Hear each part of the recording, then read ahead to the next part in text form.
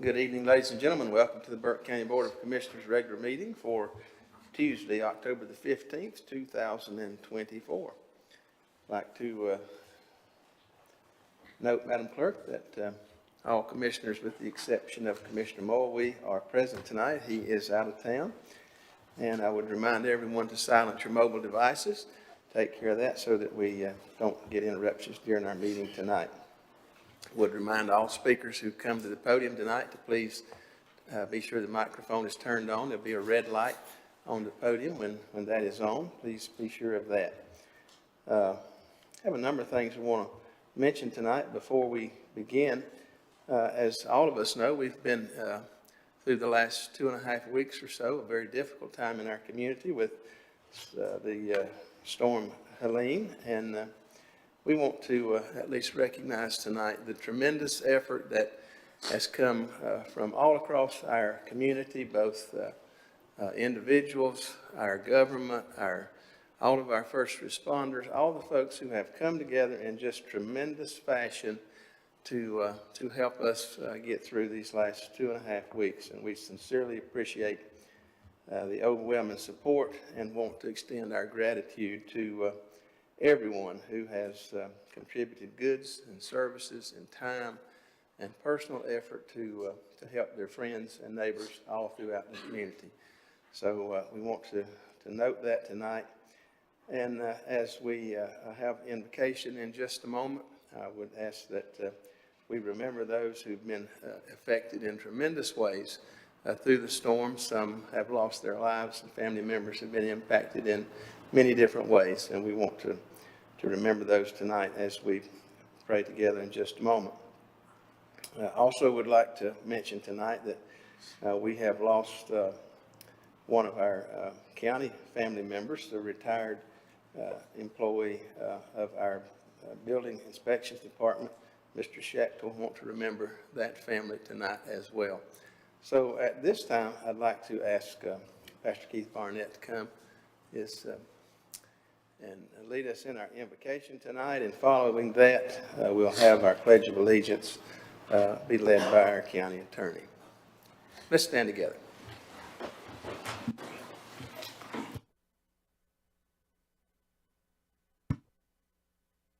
For all that you have done for us, and we come to you with the praise and the thanksgiving of your grace. And we come together in unity as we pray over our country and over our state and all those affected by the storm. Lord, we ask you to put a special hand over those families that is hurting. Comfort them, God, and give them their needs and strengthen them as we pray for their strength. And Lord, strengthen us to become more in unity with all those, God.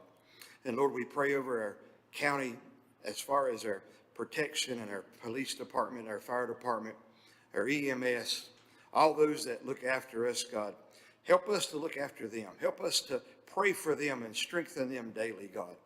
Help us to remember them as well as they see the tragedy in the forefront of the battle, in the front of the guard, and that you would be there with them to strengthen them.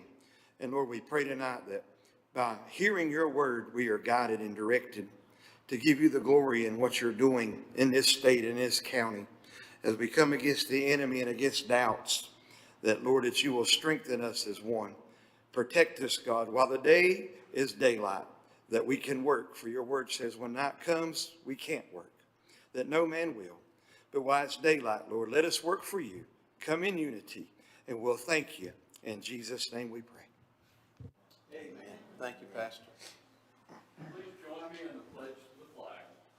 I Pledge allegiance to the flag of the United States of America and to the republic for which it stands, one nation, under God, indivisible, with liberty and justice for all.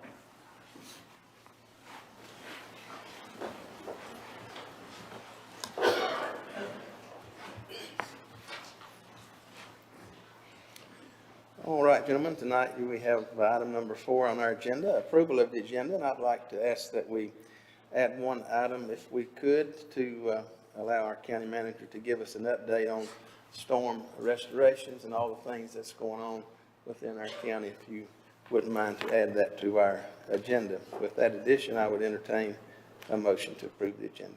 Mr. Chairman, I would make a motion to approve the agenda with the amendment. Thank you, Commissioner. All those in favor signify by the uplifted hand. And that's 4-0, Madam Clerk. We have tonight the approval of meeting minutes.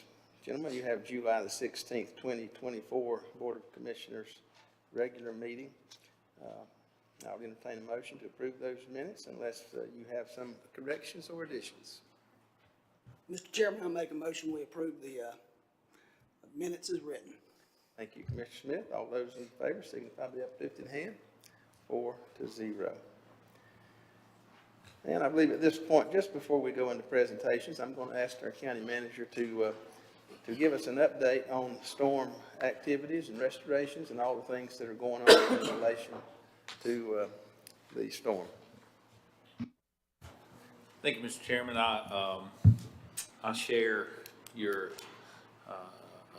gratitude for the community response. Today is, if I can count accurately, day 18 of what has been a very trying time for our community. And I have been personally, what I would say is at the front lines and witness to the community response, whether that is our faith community or volunteers or first responders or utility providers or restaurants providing food. The list just goes on and on and on for folks that were willing to have some level of self-sacrifice and be in problem-solving mode with countless hours, often saying no to their personal needs and their family's needs to put the community ahead of themselves. That's really been something that's been eye-opening to me and moving. But I'd like to take just a couple moments, if I could, to give you all a briefing on more specifically county operations, which are certainly a component of that and something that I think has equally been as remarkable. This board took action through the chairman to begin your emergency operation plan via declaration of emergency following the states on the 26th of September, so roughly 18 days ago. And that largely opened up access to resources. That EOC was immediately staffed with all of the key decision makers, and for the first 24 to 72 hours through storm management, it was all hands on deck. And there was no question about when and how things would be accomplished. It was a well-executed, well-coordinated effort that I simply cannot thank our folks enough for. There were air mattresses there at the 911 center where the EOC was first opened on the floor, and just the dedication from the folks. The plan really began as storm monitoring. We knew that the saturation from the week before, along with the inflow from the high country, and again, I think the approximate rain total here in Burke County was a tick under 10 inches, but it was creating water models that we simply had never seen. We knew that it would be a historic storm. I think that's some of the first descriptions that we were getting from our state EM folks, and it truly was that. We immediately shifted into life safety response. The 911 center fielded about 4,200 calls during the storm. Our entire 911 system went down. Literally, the fiber under Hunting Creek eroded to the point where it wasn't there.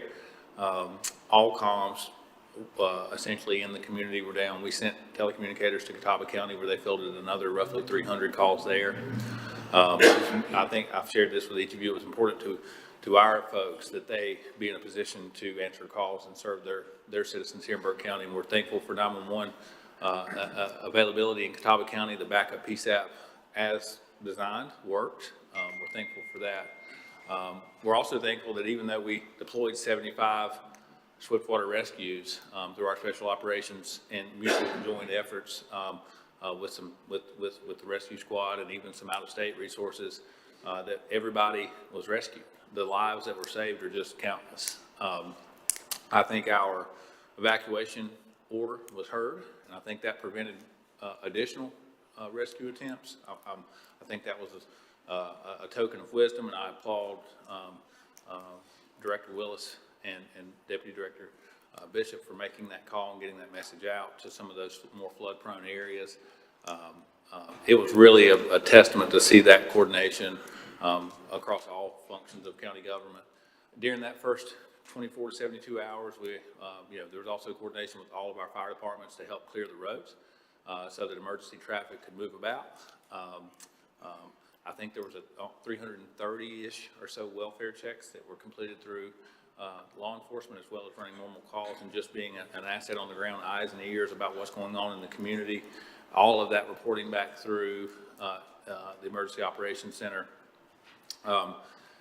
The next phase that became the priority was public infrastructure assessment, working with utility providers, municipal, county, and power generators, and trying to figure out how to get water back online, how to get power back online, what is the impact of our communication systems. And that, as you all know, really drives a lot of needs that sometimes are far beyond an inconvenience. Things like oxygen and insulin and access to life's critical assets.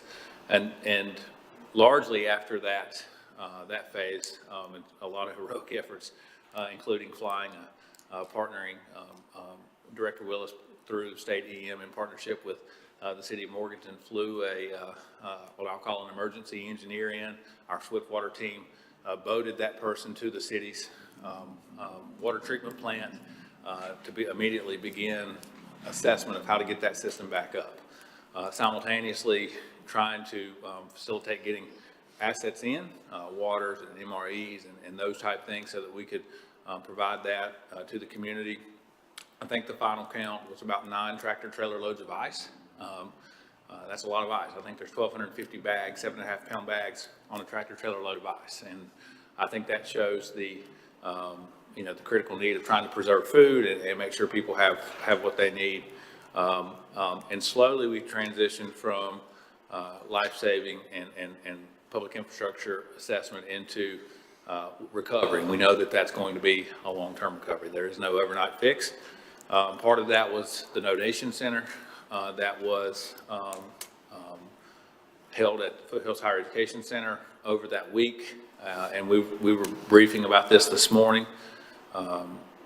As we woke up on that Monday morning, really there was no mechanism, no system in place. And from Monday until the following, over the next 7 days, it served 7,000 people that came through that center that were needing, food and water and clothing and all the things that diapers and formula and all those type things.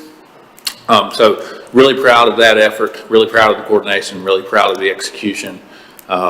There's a lot of folks here tonight that were a big part of that, and with your permission, I'd just like to recognize them in teams, if that's okay.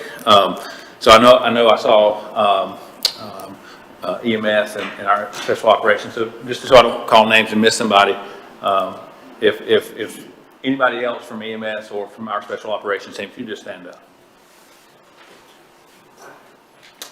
This is,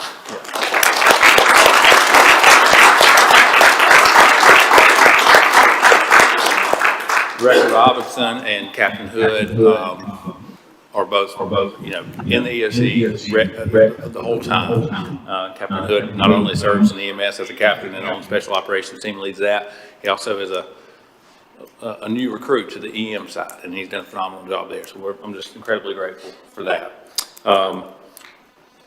I skipped, and unintentionally, the white shirts caught my attention. Director Willis, Mike Willis, our emergency management director, and the deputy director, Robert Bishop. I saw both of them. Anyone else from emergency management division? Now we've got the whole team. So can we just recognize that whole team, if you don't mind?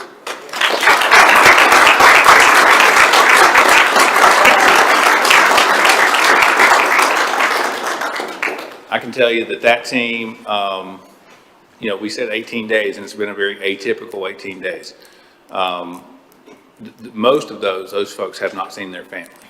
That's the reality. And There was a member of that team who was severely impacted personally and never missed one day of work. And we're talking 18-hour shifts every single day.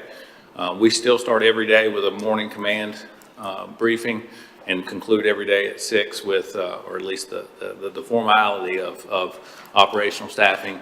And their day doesn't start there. And they've worked hand in glove with all of our municipal partners, all the fire departments, state emergency management, with FEMA. The list goes on and on and on. And I, probably not how Director Willis would have planned his final 90 days as a county employee, but we are incredibly grateful for his leadership and just could not be more proud of that entire team. I was speaking to a group, and I don't mean to diverge, but I was speaking to a group of community leaders here Friday before last, and I asked a simple question. For a 1,000-year storm, with all these things that are being managed logistically through the emergency operations plan, I asked for a guess in the group of how many folks worked in our emergency management department. And I had 3 guesses, and you were in the meeting. The lowest was 50. And if I had 50, Mike may stay. We have 4. And that, I think, just leverages the economies of scale of what all's been managed here. Also saw a large group of our 911 team here. So if you're in 911, can we just stand up and celebrate you just for a moment?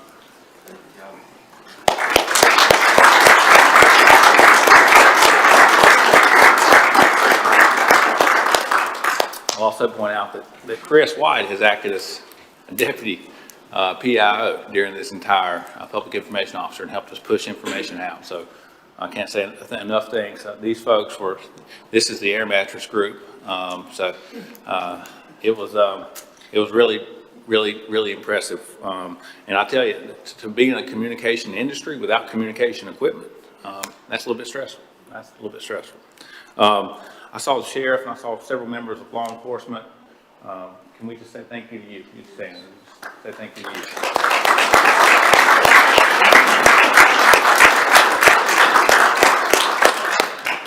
And I'll be brief, but if there's any other first responders or firefighters or any other county staff, I mean, we were having breakfast this morning with Deputy Director Bishop, and he said, you know, as a Deputy Emergency Management Director, it really was inspiring to him to see an HR director running a forklift, to see county commissioners helping coordinate donations, and so really, I mean, anyone else that's been part of our recovery and response. If you just stand momentarily. That's all.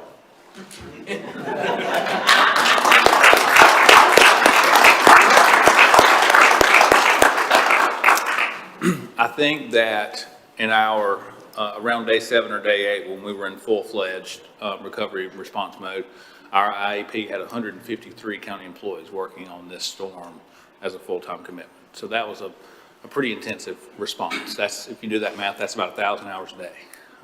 So it's pretty significant. So I couldn't tell each of these folks how proud I am to serve with them, how moving it's been. I appreciate. We talk a lot about purpose and values in this organization and pursuing high performance, and really at the end of the day, we're here to invest in our community and make Burke County improve lives here, and I think that this whole process has been a testament to that. We still got a long way to go. I'll leave you with a couple of positive things that I think are going to help us in that recovery process. One, our debris collection contractor has mobilized. We're estimating somewhere between 375,000 and 400,000 cubic yards of material, and that's once it's reduced. So there's a lot of debris that has to be collected. We appreciate the patience of our community. I know that no one likes to see this stuff laying around, but our contract requires 120-day completion. So we do have, and that time frame's already began. We have to follow the federal regulatory guidance to make sure that we get reimbursed. This could be an $8 to $10 million cost that we want to make sure that we're being fiscally responsible for. But that has began. I think there were 10 trucks active today. We were able to prioritize some areas that incurred not only debris damage, but also flooding and all the things that come on with that. So I think that's very positive. And then just today, we found out, largely thanks to, I think, Commissioner Carswell, we've been advocating for a disaster recovery center, which is a huge asset to house FEMA experts to help individuals complete their individual assistance application and largely work things that are denials or find errors. And that's an incredible asset to our community that we, to this point, had not been fortunate enough to get confirmation on. And just earlier today, found out that they will be coming to Burke County as early as this weekend and be here through the 18th of December. So we'll be pushing out information about all the things they can help you with and how you may go about getting an appointment. But I think, yeah, largely, we got a lot to be thankful for. We've been very blessed. I appreciate the moment from the board to just recognize some of these folks that have done such a remarkable job. And I think that, you know, next will be continuing the recovery and also looking how we support our neighbors to the west that still have a long way to go too. So thank you, Mr. Chairman. Thank you, Mr. Manager, and I know I can speak for this board, and I think I can speak for all the citizens of the county for how much we appreciate all that each member of our county team has provided during this time, and I know that it's not over. We still got a lot of work to do, but our gratitude goes out to each member of our team, and thank you for all that each of you have done during these past 18 days or so. Thank you very much. All right, with that, we'll move to presentations tonight. First one coming from our Parks Director, Mr. Craig McGee. Craig, good to see you.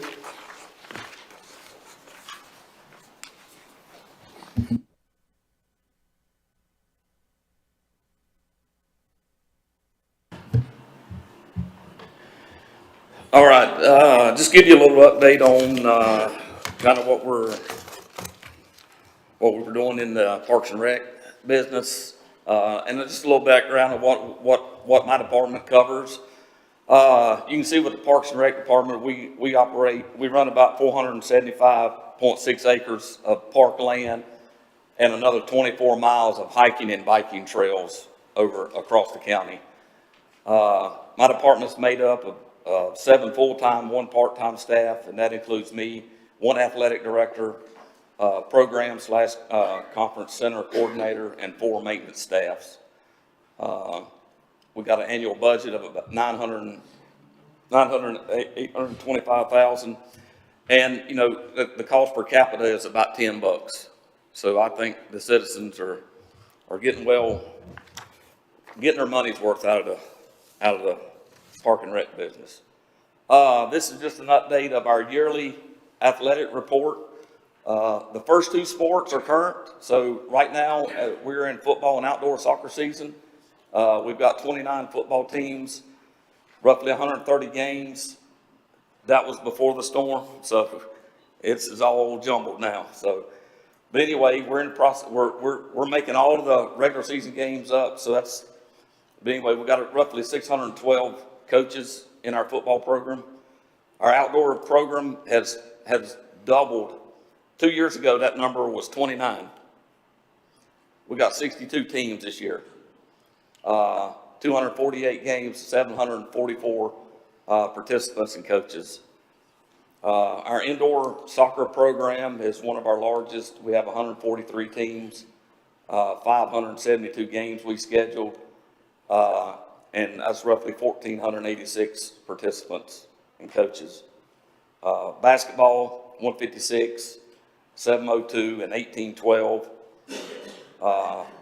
Baseball's 48, 216, and 720 players and coaches. We started this year as the first year of our track program. We ran track meets at all 4 high schools, and our first year we had 40 participants in our track program. So that was nice. Some notable completed and projects in process. We did field 2 lights at REAP have been installed and operational. We replaced a couple of our zero return mower that aged out. We installed some cameras at Spreet Park just to keep kind of the looters away. We replaced all the signs in the Limbo access area. Once that access area got turned over to Burke County and it's no longer wildlife, they will need to change the signs. So, and here's some notable, we're replacing a bridge at Spring. Now I'm gonna tell you, don't hold me to these dates because everything got backed up some because we are just now getting some of these parks back online. But we were hoping to get that somewhere around next month. We're replacing a walking bridge that has rotted out. We're researching the parking lot up at Simpson Park, the upper one to the big field. That date's still good. We're repainting both concession stands. That's on hold right now. And building a new walkway at the MST Connector Trail.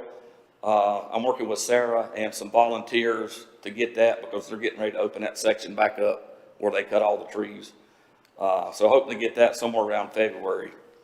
And then we're replacing all the ball field light switches at REAP to make them manual so that you don't have to sit there and flip breakers on and off. So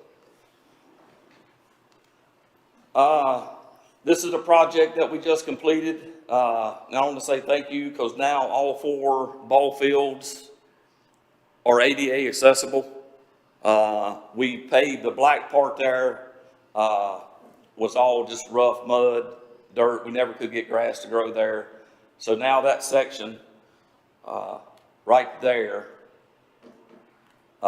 is all asphalt now. So now there's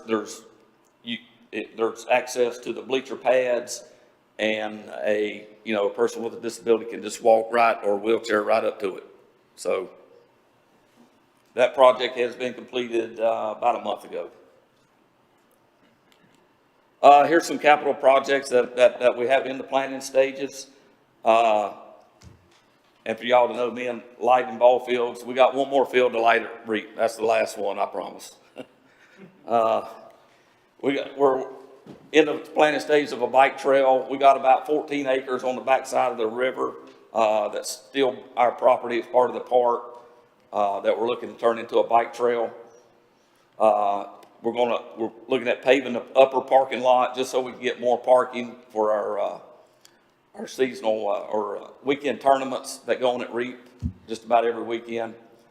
We're working on a playground at the Poniflora the county park up there at the lake. And then we're still in the planning stages for the park and walking trail up at Jonas Ridge.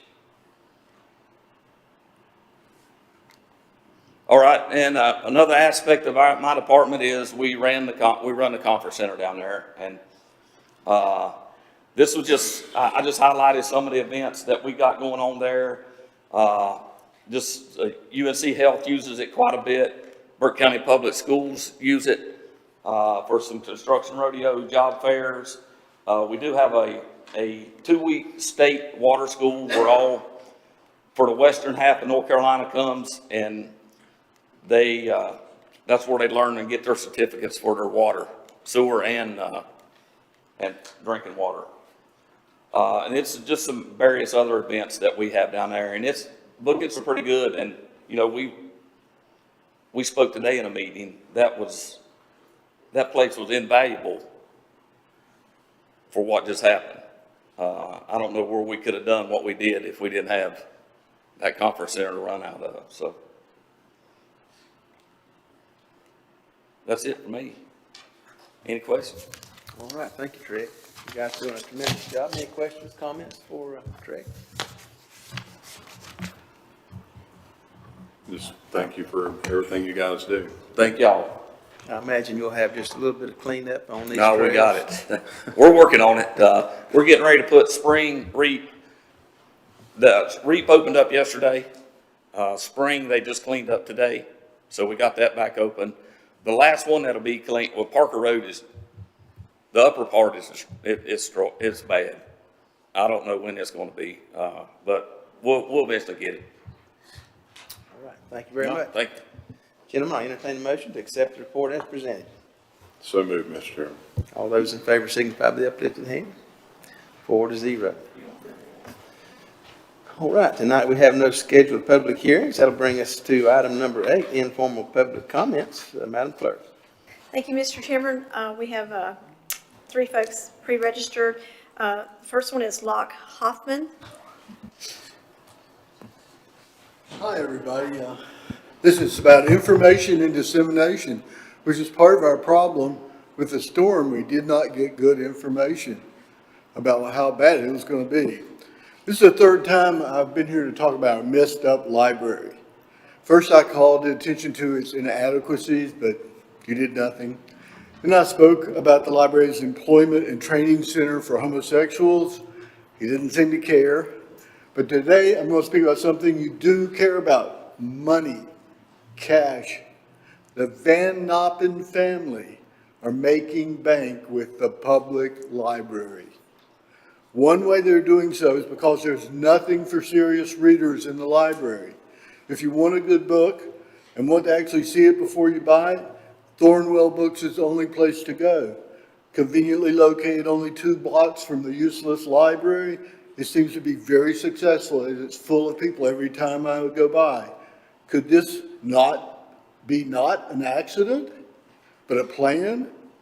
If so, it's a very good one, for the Van Noppens, that is, not for the taxpayers of Burke and North Carolina.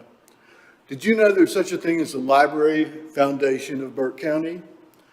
Unfortunately, this organization is completely opaque. In theory, money is supposed to flow from the foundation into the library. If that is happening, there's no sign of it in the form of books or other educational materials on the shelves. Could it be that instead that money is flowing from the taxpayers to the library, then into the foundation, and from there into the hands of certain people and families? I tried to talk to the foundation chair, Jean Van Noppen. She did not return my phone calls. I went to see her at the bookstore. She said only, "I don't want to talk about the library." The strange thing is, she was the office of Thornwell Books at the time. She and the Van Noppens own the bookstore, and they might as well own this foundation as well. This is clearly a conflict of interest. It's possible that nothing illegal is happening. However, I've never seen such guilty acting people in my life. At least not since ex-mayor Andrew M. Kistler was stealing from the library at the tune of $10K per year. At least we knew how much he was stealing. The Van Noppens could be stealing much more since no one is paying any attention. There's 3 ways you could deal with this. You can just ignore this conflict of interest as you've done before. You could investigate the Van Noppens and others on this board, like Vice Chair Roundtree Collett and Treasurer Mark Miller. Or you could rush down there and tell them what you know and try to get a cut of the action. You choose. That's all I've got to say. I've got to go catch the Carolina game. Thank you for your service. You're missing the first game of the year. Thank you. Madam Clerk. Carla Kincaid.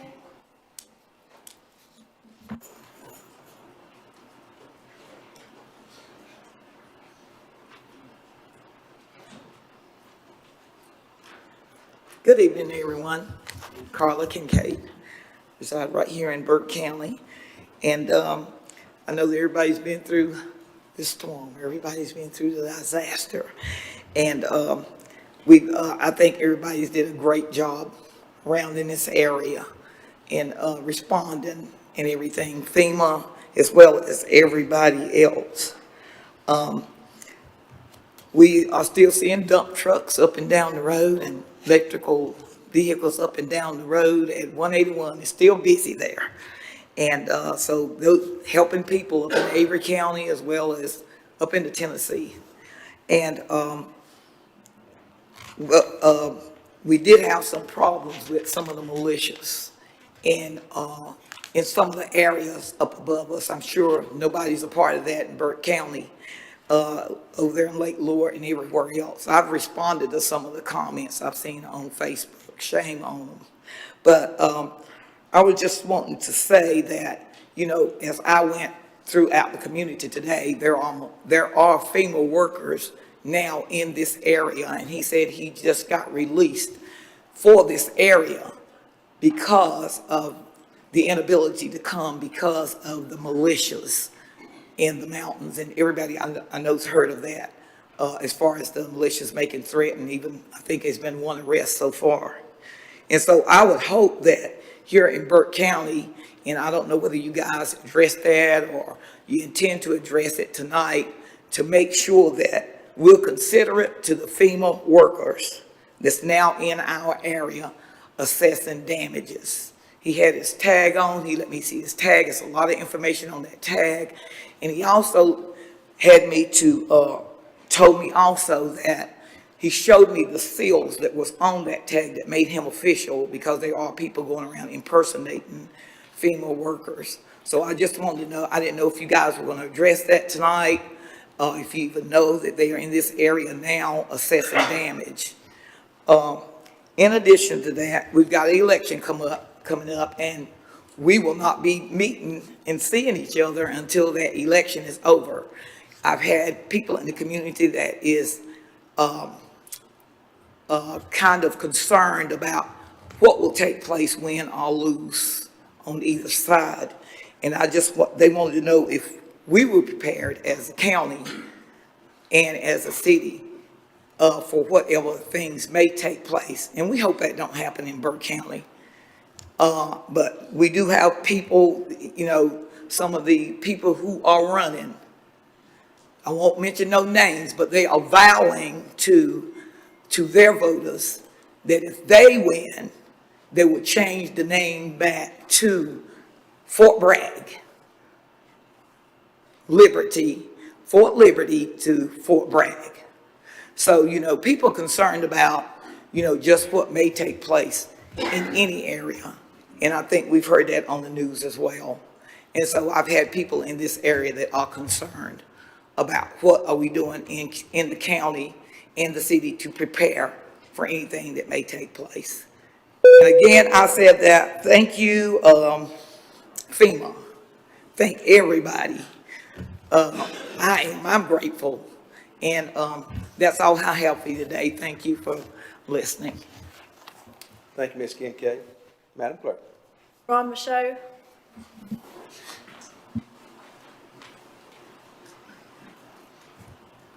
Good evening, Commissioners. My name is Ron Michaud. I'm the owner of M&R Enterprises, a small company. I've been to different cities, working, mud, trees, helping people that's going through a bad time. But I would like to say Burke County, City of Morganton is at the top of the food chain. The volunteers here have broke their backs helping each other. And I'm a witness to see this. And I'd like to thank all the first responders, fire department, sheriff's department, police department, Grace Hospital, ambulance service. And I would like for everybody in here to stand and give the volunteers a hand, if you would, please.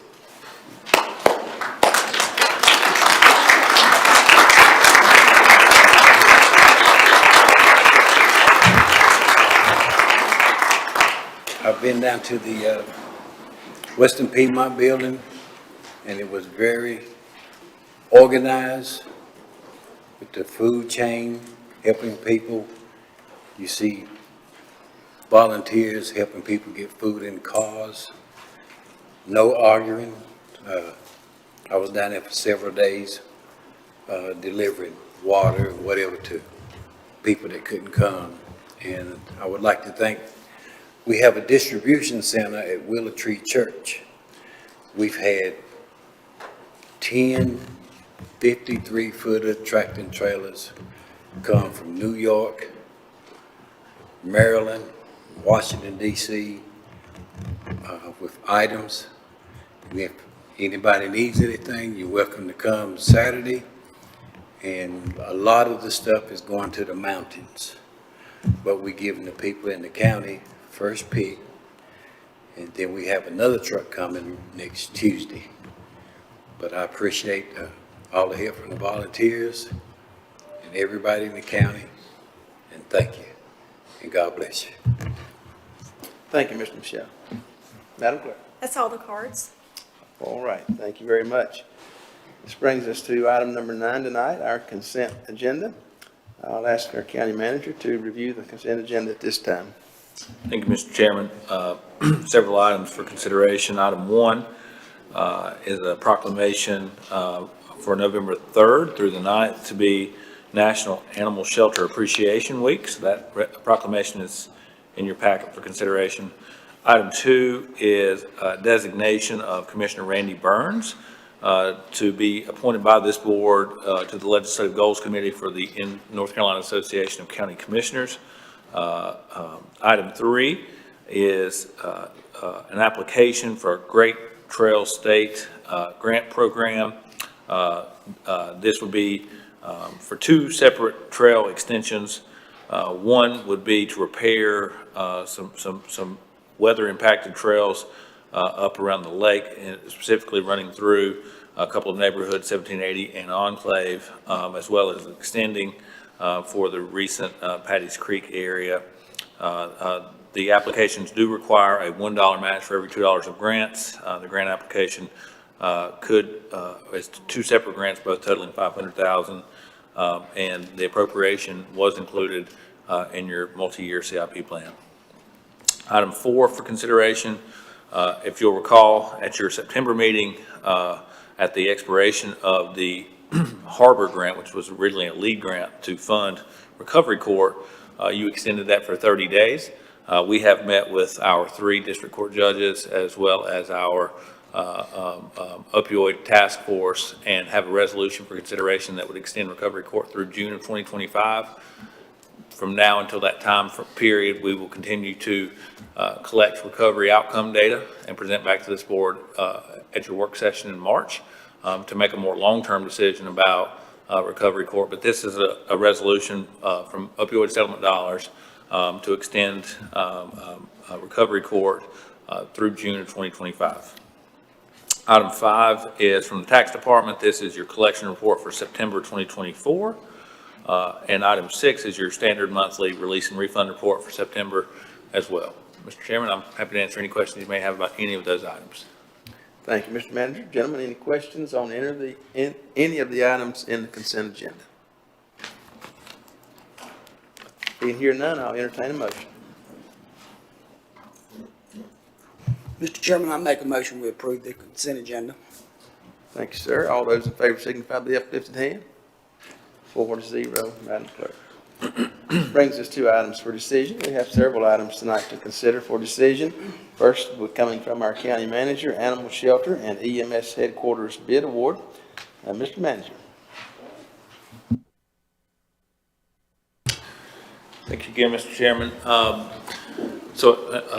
An exciting opportunity here to take a step forward in our capital improvement plan, year 2 of that original plan that was presented in March of 2023.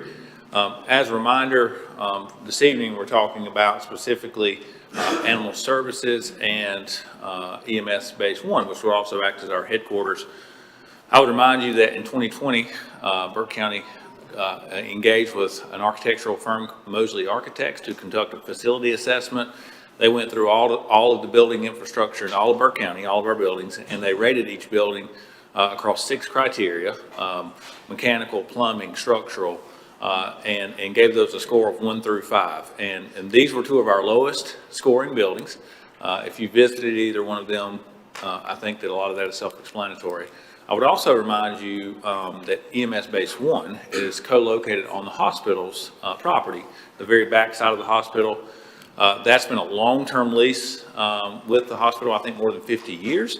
And as they're continuing to grow and expand, I think it's in their best interest to utilize that space. So our lease actually expired in June of 2023, and our partners there have been more than cooperative and willing and allowed us to continue to occupy that space, understanding that we were working towards a new building that would allow us to consolidate not only as a response base with transport division, a 24-hour deployment, but also headquarters for administration. Right now, we're scattered about. So we think bringing training and administration and all those things in one area will be something that's highly beneficial, productive. The base location also correlates really well when you do a heat map of call volume. As you would imagine, the population density of the Morganton area aligns well with this Drexel Road property. The property was purchased in Q1 of 2023. It's 4 acres. The acquisition price was $400,000. All of that was funded through a General Assembly directed grant specifically for EMS land purchase. To this point, there's been no investment in land, and moving forward, as you'll see as we talk about the presentation, both buildings and the majority of the CIP plan is being allocated and appropriated through one-time federal supplanting of federal grant dollars. On the animal services side, that building too is not a county-owned building. Once we no longer use it, there's a long-term agreement with the city of Morganton, and it'll revert back to them. There's 16 canine kennels and an inadequate amount of cat spaces in that building too for a community of our size. It also really challenges it's a real job for our staff to keep that building in adequate shape for inspections and to meet all of the Department of Agricultural requirements. So we're really looking forward to being able to offer the community a little better place to do business, and we think both of these will be long-term solutions to these critical departments. Just as a reminder, we did follow several of the projects that we are currently working on. For example, East Burke and the courthouse, we've done through alternative bidding models because of the complexity of the logistics. We felt like both of these projects were good, suitable for single prime bidding, which we all know as low hard bid, which means that we design a product, we put it out in the market, we try to solicit competitive bids and choose the lowest responsive bid. So we've worked through, to this point, selecting the design and engineering team, all of the civil and conceptual, to the point where we have completed bidding and are here tonight to ask you to consider a construction contract. One of the things that I think we would point out, and we talked about this last year when we started moving this direction, we do have two separate buildings, and functionally they both are similar in that they're basic administrative spaces, but an animal shelter and an EMS headquarters also have some differences. So we, in the bidding process, allowed contractors to bid on one building or the other, or to have a joint bid. We also had a single architectural design engineering contract for both buildings. So instead of paying duplicate design cost, we were able to consolidate that into one 6.3% fee. We think we had some economies of scale and some cost savings there. It also helped with coordination of logistics and speed to market. But we because the sites are so close together, only a few miles, we felt like a regional size construction firm may be able to deploy one superintendent and cut down on some of their overhead, squeezing their margins. We also felt like when it's time to order materials, whether that's roofing materials or structural steel or HVAC equipment, that bulk purchase may provide some discounts that are then passed along to the county to reduce our per square foot cost. Here's just a rough calendar of where we've started since the design RFQ was first issued back in August of 2023, and we're moving towards what we think is substantial completion in the backside of 2025. Holland and Hammock and Greg Melton, who is a principal in Holland and Hammock Architecture, is here with us tonight, and they've been our partner since late last year through the design phase on both buildings. We've had a steering committee, multifunctional, animal services, EMS, central administration, to help drive these projects along, and largely I think our systems have worked well. This is just an exterior rendering of the animal services building. Both have gone through the appropriate permitting and application process with the city. This is the EMS base conceptual rendering, and we can speak to floor plans if you'd like. Questions you may have, but I know we've spent a long time on it. What I would close with is, as we went through the bidding process, we had a mandatory pre-bid conference. This room was full. There were 50 people in this room. So I think that there was, you know, a lot of interest in working with the county and a lot of interest in this concept of a jointly bid project. We ultimately landed with Beam Construction. I would point out that Beam, at the base bid of 13.3 with alternate 2, and I'll explain what these are, 3 and 5, is the recommended construction firm at $13,504,000. That was $1.1 million lower than the next bid. Hickory Construction, followed by Neal, was finished in second and third, and Hickory was $1.1 million more than this 13.5 cumulative. Quickly on the alternates, building code now responds for buildings that are more than 7,500 square feet, that they be tested through the construction period to see if public safety radio communication will operate appropriately through partitions, it is responsible, I think, to budget for that cost should you need it. If it passes, you may not have to use that contingency, but it is, again, administrative building code to make sure that first responders and public safety folks can communicate inside the building in an event of emergency. The fire alarm doesn't require any additional cost, and alternate 5 is some flooring that we think has a little higher level of resiliency over a long-term use of this building. So, Mr. Chairman, I'm happy to answer any questions you may have about this one. Again, Greg Melton with Holland and Hemrick is here if there's specific mechanical or floor plan questions. But we're excited to get to this point and ask the board for this consideration. Thank you, Mr. Manager. Gentlemen, any questions or concerns on this item? I would just like to comment that I've kept up with this pretty diligently since it started. I even come to one of the bid meetings, and the thoughtful process and the way that the county staff went about getting this done and getting us to this point, I very much appreciate. The savings especially. Other questions, comments? Mr. Epley, could you tell the audience and citizens where this money's coming from to pay for this? How much local county money is going to pay for this? Yes, so there is the funding strategy for much of what's in the multi-year CIP plan is supplanting federal tax dollars that have very prescriptive allowable cost. They're one-time dollars, so once they're not reoccurring. I think it's important to say neither of these we expect to have an increase in staffing or increase in operational cost. And the building and the brick and mortar, the construction, the design, the civil engineering, all of that. I mentioned the EMS land was bought with a state General Assembly directed grant. Both of these projects, the full $13,504,000 will be supplanting federal grant. So no local property tax or sales tax dollars in that mechanism. Other questions, comments? Hearing none, I'll entertain a motion. Mr. Chairman, I make a motion to award a bid to Beam Construction Company Incorporated in the amount of $13,504,000 for construction of a new EMS headquarters and a new animal shelter, including alternates 2 for $130,000 for emergency radio responders, alternate 3 for a fire light fire alarm, and alternate 5, $28,000 for stone hard flooring. Further, to approve the related construction contract subject to review and or revision by the county attorney, and authorize the chairman to execute the contract on behalf of this board. Thank you, Mr. Carswell. All those in favor signify by the uplifted hand. Madam Clerk, that's 4-0.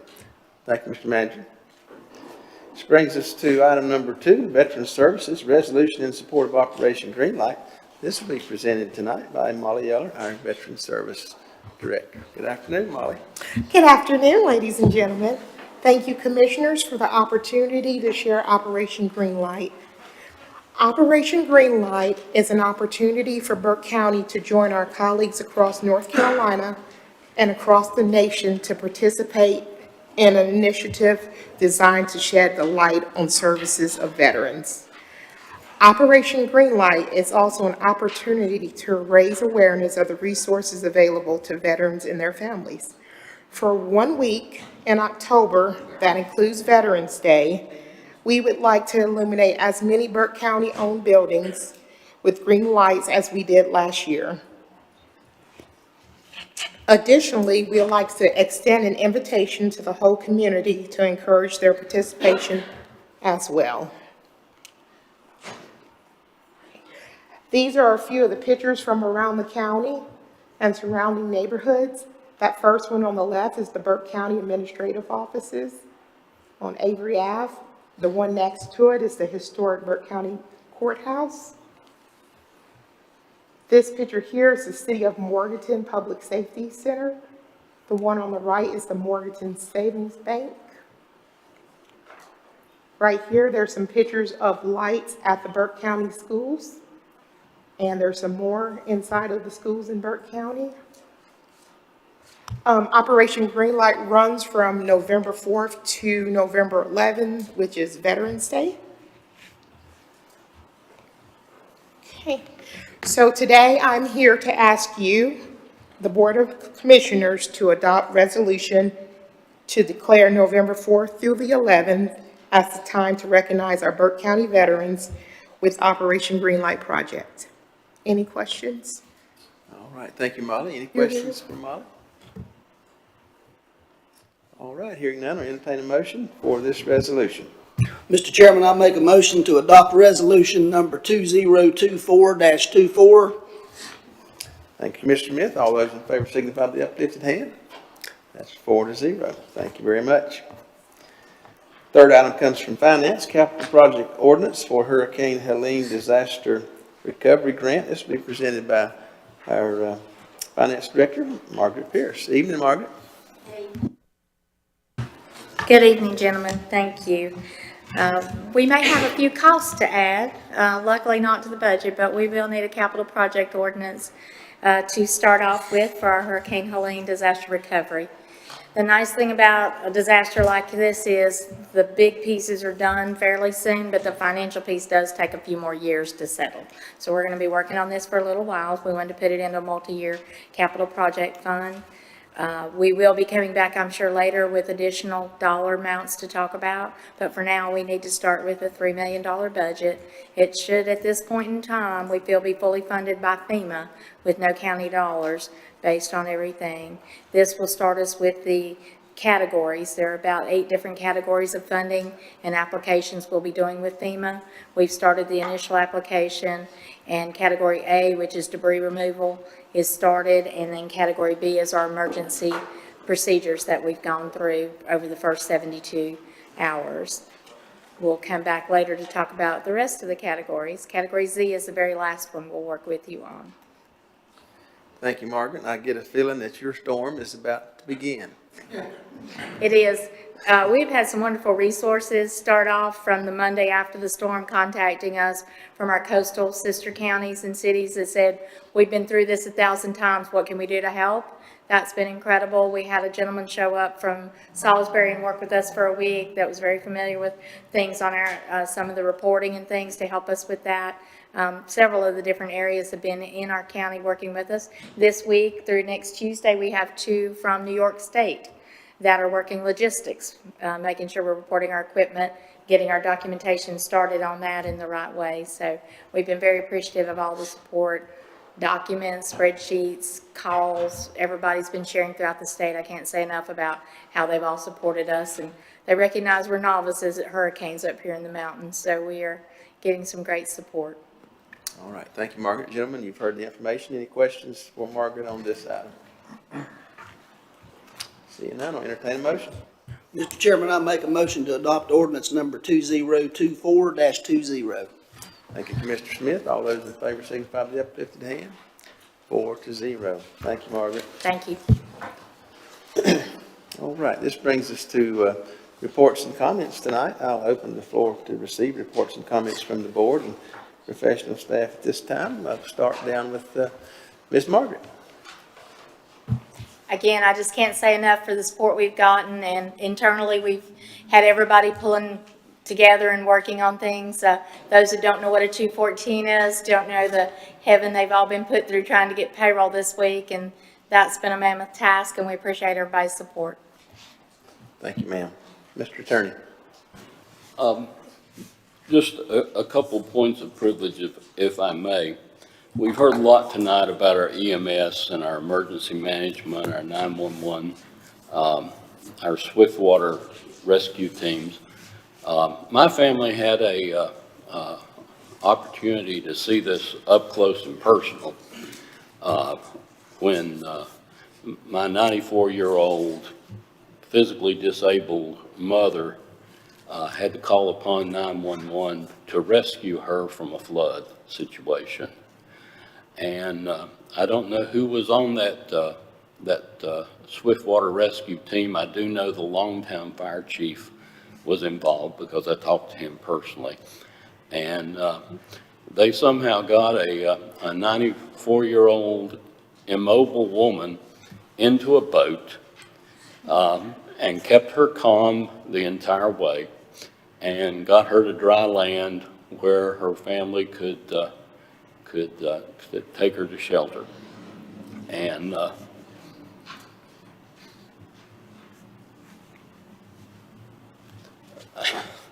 they're forever heroes to the Simpson family, and I thank you. A second point I want to make is I try to keep up with former commissioners, and we had a former commissioner who passed away since our last meeting on September 25th, 2024. George Clark was a commissioner in the early 80s. I worked with George a couple summers at Enmont, where he was in charge of giving the summer workers something to do, and he was great at that, and just a good fellow that liked to argue politics, and we could argue all day long. And it's sad, but he has passed away. Thank you, JR. I appreciate those comments, and another awesome testament to our folks in EMS and emergency management and all the folks that help to take care of your mom. Madam Clerk. No comments for me tonight, thank you. Mr. Manager. I'll just add that the young man that led that team is sitting right in front of you, Mr. Attorney. Captain Hood led that team. He's sitting right there.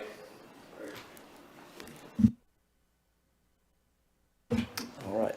Mr. Smith.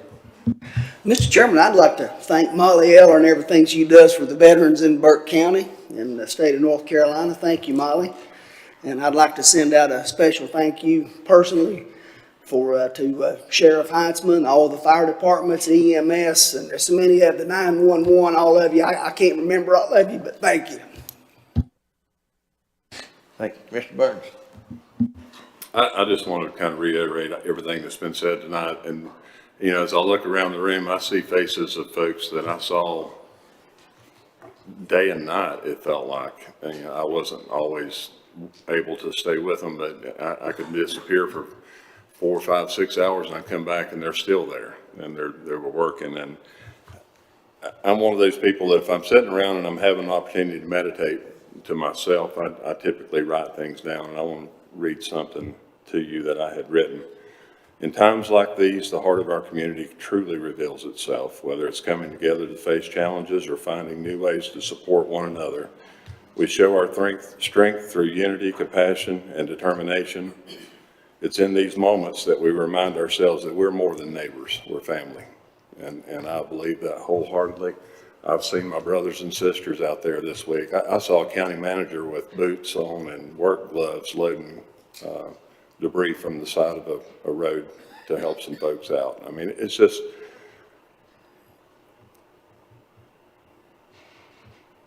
I've been very moved and touched over this time, over this period. And I've seen people that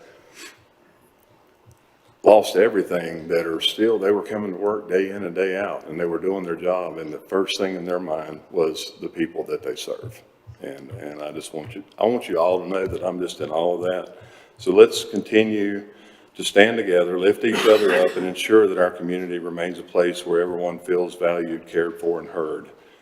I'm so proud of what you all have accomplished, and even more hopeful based on what I've seen for what's ahead. And I want all of you to know that I am so proud of my Burke County family, and thank you, each and every one of you. Thank you, Commissioner Burns. Commissioner Carter. One of the things that happened over this past weekend, Randy and I went to ENCACC, well, it'll be my first and last meeting of the new board. One of the things that occurred was that most of our staff at NCACC, including our executive director and our staff worked over at the state EOC. Will Ray had, the state executive directors had nothing but just compliments for that staff. But here's what happened. The staff was able to talk to a lot of county managers in western North Carolina. Been a lot of accolades thrown out tonight, but not many has been thrown out to Brian Epley. He is highly regarded in the state. The people at the EOC knew who Brian Epley was when they talked to him.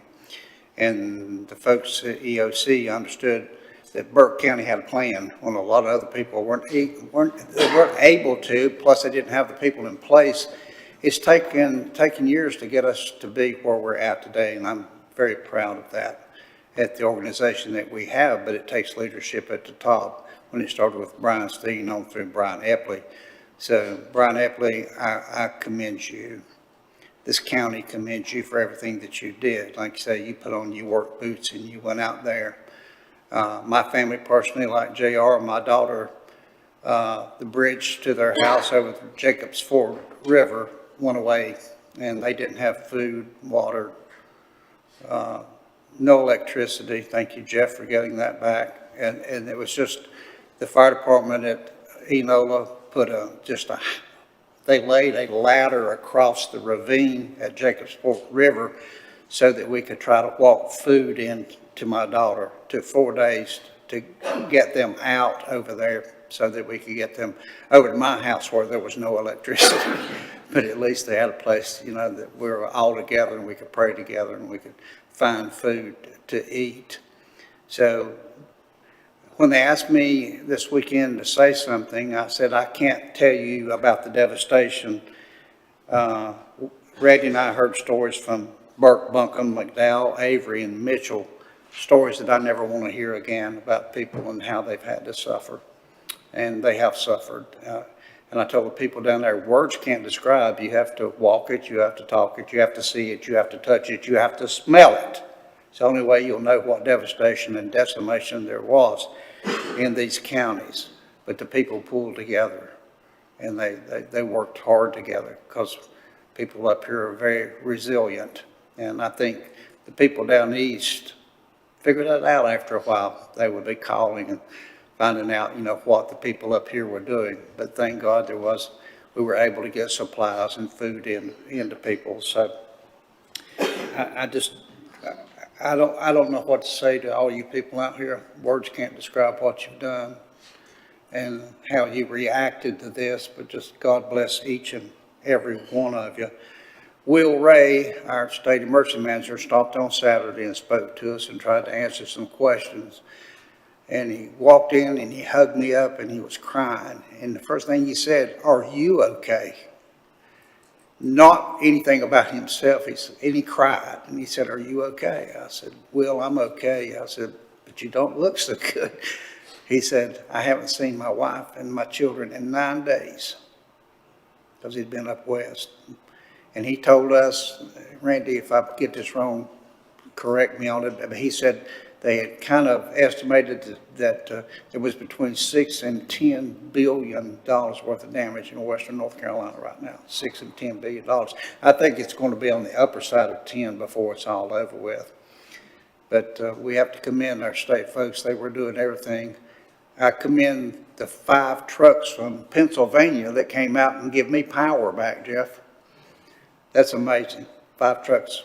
And our DOT, after we had to cut, me and my neighbor was trying to cut one tree down. His chainsaw was on the east side and mine was on the west side, and our blades never met.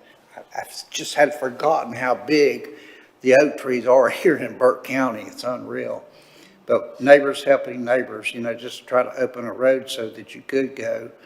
find something. And the people that were at the gas stations, some of them weren't nice. Some of them weren't nice at all. They was cursing a lot of people because they had their gas cans down there. I said to one fine gentleman, I said, these people are trying to get gas for their generators. You know, why don't you go somewhere else, because you've only been sitting in line an hour and a half waiting to buy gas. But overall, everybody was great. They understood, and we did everything together. I haven't asked you what happened to your home in McDowell County. I hope it wasn't bad, but I figure it was, okay? But my heart just bleeds for a lot of people. There were a lot of deaths in North Carolina, and some still counting and unaccounted for. And a lot of stories that were just horror stories that we heard when we were having our NCACC meeting this past weekend. So again, for everybody here in Burke County, for what you do, John, for getting JR's mama out, thank you. You know, Chris, everything that you did, all the rest of it in the county. I will leave here one more blessed human being, and I appreciate that. Thank you for the latitude, Mr. Chairman. Thank you, Mr. Carson. Of course, you know, most of you know that I'm in the electric business, and we spent the last 18 days with lots and lots of help from all over the Southeast, Tennessee, Virginia, South Carolina. We've had men from everywhere and women to help us throughout this storm. And our system at one point was some 90% in the dark. So just tremendous devastation all over our system. We serve in parts of 10 counties, and I think perhaps the worst in McDowell that I have seen in areas that we serve. But great thanks to our own folks locally who helped us, as well as all these folks who came from all over to give us assistance to get the folks back with their lights on. So again, great thanks to everyone who has worked together. And I just can't say enough about our community, what they did. Okay. Some reminders: Election Day is coming, November the 5th. Get out and vote. Early voting begins the day after tomorrow, November the 4th, first day of Operation Greenlight. Molly has reminded us of that. And November the 8th, EMS Station 1 and Animal Shelter groundbreaking at 3 p.m., rain or shine. Reminder that November the 11th, county offices will be closed in observance of Veterans Day. Landfill and convenience sites will remain open during its regular business hours. Again, reminder to our youth groups that might be willing to come and lead us in our pledge here at our meeting as well. With that, I'll go now to our report from our DSS, monthly operation report. Recognize our DSS director, Corey Fisher-Wellman. Good evening, Corey.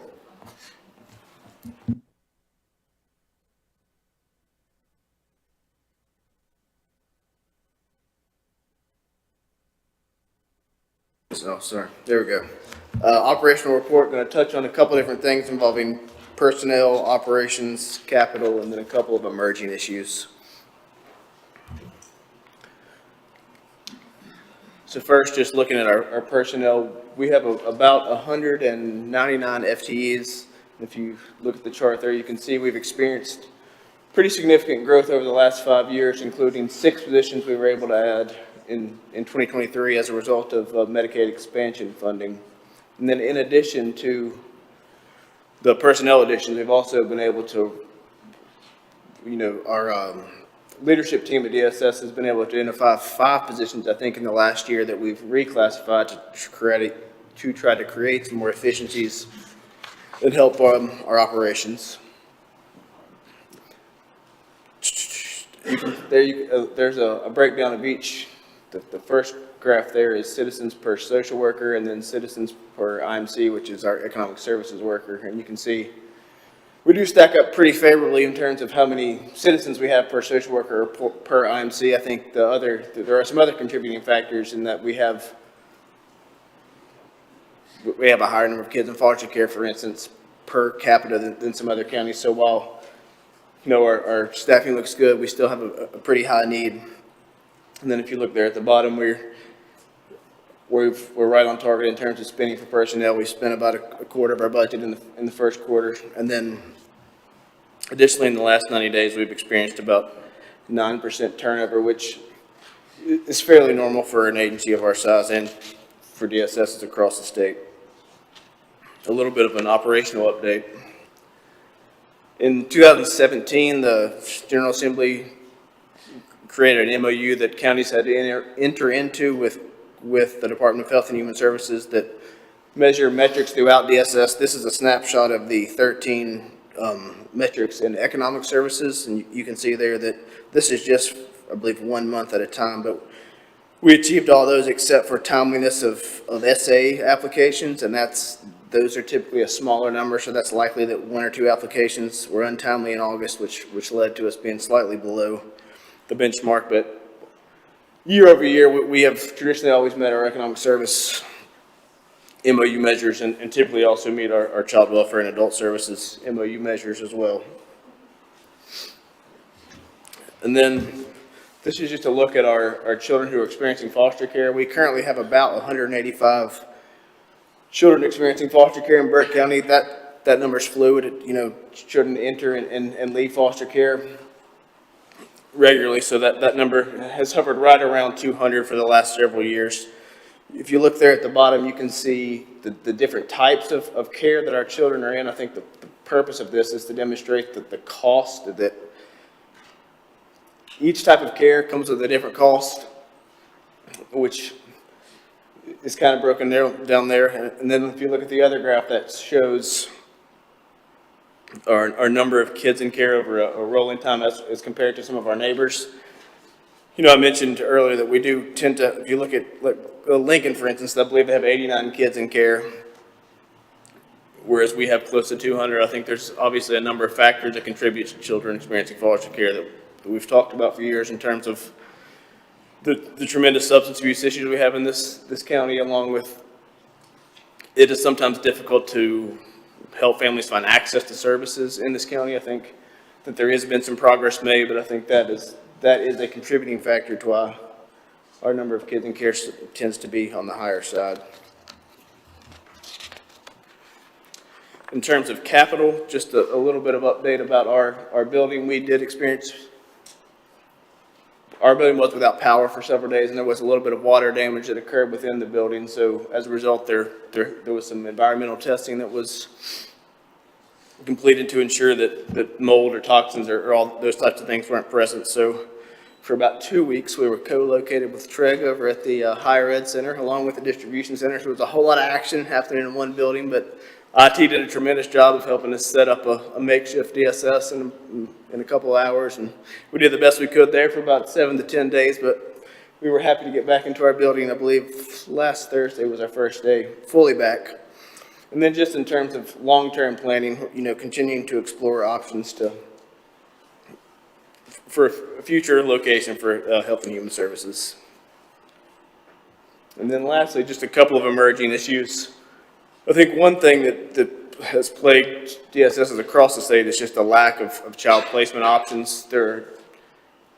It's a very complicated issue, but there's a lot of kids in foster care across the state, and there are fewer and fewer foster care placements across the state. So that can look a lot of different ways. I think locally we are working hard to increase the number of foster parents that we have. That certainly will make a difference. But we also, you know, kids who are experiencing foster care have experienced a tremendous amount of trauma, and which often leads to them having higher needs and needing a higher level of care. And there has been a tremendous decrease in behavioral health placements across the state. So on any given night, I think there's 23 kids across the state of North Carolina who are sleeping in a DSS office. So if you look at 23 out of 100, you're looking at you have about a 25% chance every single night that there's going to be a kid sleeping in the office at DSS. And I think we looked at some numbers yesterday. I think this calendar year, we're just under 200 days here in Burke County that we've had a kid sleeping in our office. So that has a whole bunch of, I mean, obviously that's terrible for children. These are kids who have experienced awful things, and then they're having to sleep in an office building. But then the impact that has on staff who are having to work 24 hours a day. There's a tremendous financial cost to operating 24 hours a day, and the overtime that's incurred with staff having to work those hours. So that is certainly an emerging issue that's not just for us, but for all DSSs across the state. And then second, this is the result of obviously the recent disaster. We will be beginning a disaster supplemental nutrition and assistance program, probably going to be referred to as, you'll hear it referred to as DSNAP. This program will start on Friday. From the best we can tell, this is the first time we've ever done DSNAP in Burke County. This happens all the time in the east. Counties in the east are used to having hurricanes, used to doing DSNAP. This is new to us, so we're learning on the fly. We have a plan in place to serve folks beginning Friday, but I guess the eligibility criteria, this is for people who are not receiving, who typically don't receive EBT or SNAP benefits. So people who experience loss as a result of the hurricane can come and apply for a 1 month's EBT. There is a call center that's being operated that I would encourage citizens to use, because there will likely be long wait times. And in talking to some of our eastern partners, they serve sometimes 1,000 to 1,500 people a day, which our building is not used to having 1,000 or 1,500 people a day. So you can imagine there will likely be long lines. So the more people that can use the call center, the better. We are fortunate enough to have, actually the director of Carteret County is going to be on the ground with us here Friday, helping us just with logistics, and she's sending a couple other of her staff to help out all week. And then also her staff are going to, on the back end, key applications remotely from Carteret County to help take the workload off some of our staff. So we'll be doing that 7 days straight, Monday through Friday, typical office hours, and then Saturday and Sunday it's 9 to 2 p.m.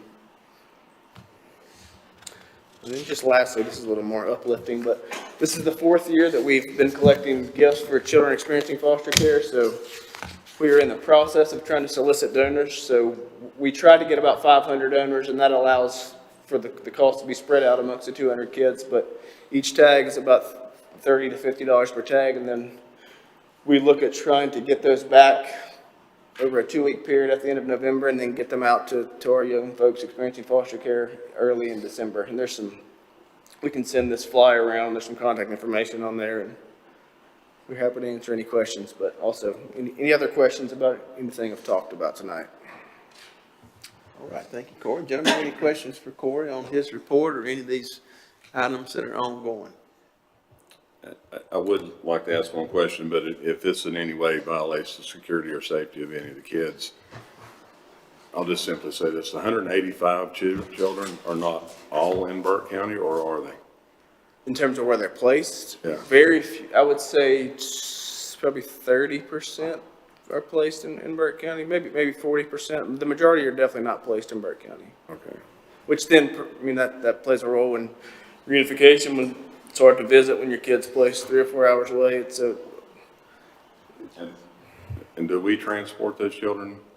we do, well, a couple things. I mean, there's always, typically when a kid enters foster care, there's court-ordered visitation, and we will either go pick the child up and bring them to visitation, or depending on what's best for the kid, sometimes we will take the parents to the kid. But a lot of time, Commissioner Smith's son certainly knows as a foster care social worker, foster care workers spend a lot of time just driving back and forth across the state, going to visits, taking kids to visits, transporting parents. That number just hit me pretty hard. That's a lot of kids. It is a lot of kids. We have, I think the highest we were at was probably close to 250 in the 5 or 6 years ago. I think the state average was really high at that time too, but we have worked hard to bring the number down, but there's still a lot of work to be done. Thank you. Other questions? Corey, how will folks get the information about how to apply for this DSNAP? We have sent out some press releases today that give a lot of information about eligibility criteria and what you need to do, and also how to utilize the call center. So we'll continue to try to push out information through press releases, through social media. I believe the press release is also on the county website. So we'll try to get the information out in as many avenues as we can. All right, any other questions? Mr. Chairman, what is the top two or three reasons children are taking from their homes? I mean, there's one top reason that's far and above everything else, and that's substance abuse. I mean, even if you look at cases that we don't get involved in that are initiated because of substance abuse, still probably 90% of our cases involve substance abuse in some way. That number's like 170 out of the 185. Yeah.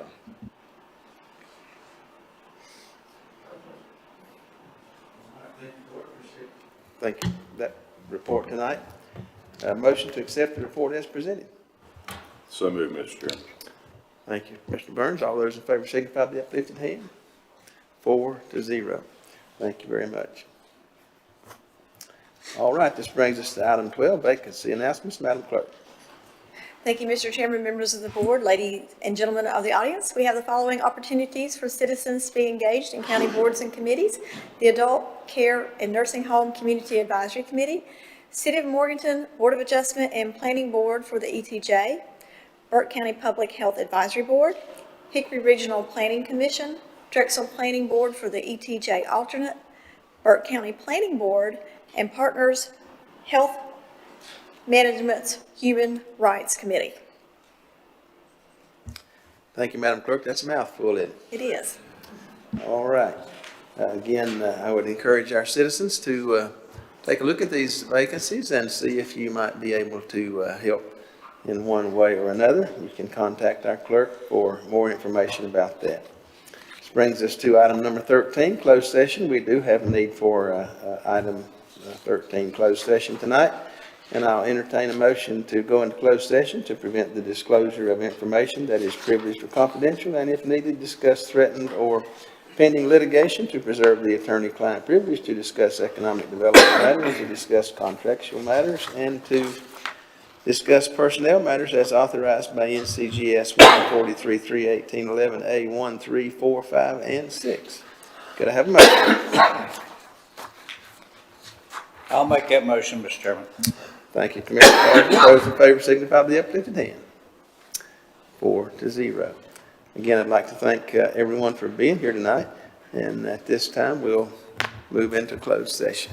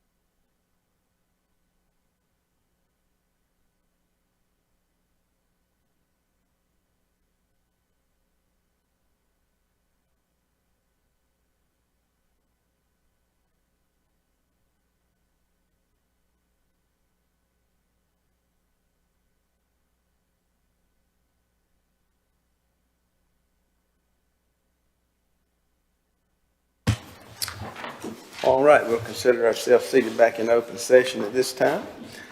And the following action occurred. 5 sets of closed section meeting minutes from 2023 were approved and sealed. January 17th, 2023, March 20, 2023, June 6, 2023, June 20, 2023, and September 18th, 2023. So with that, gentlemen, I'll entertain a motion to adjourn. Mr. Chairman, I'd be very proud to make a motion to adjourn. Thank you, Commissioner Burns. All those in favor signify by the uplifted hand.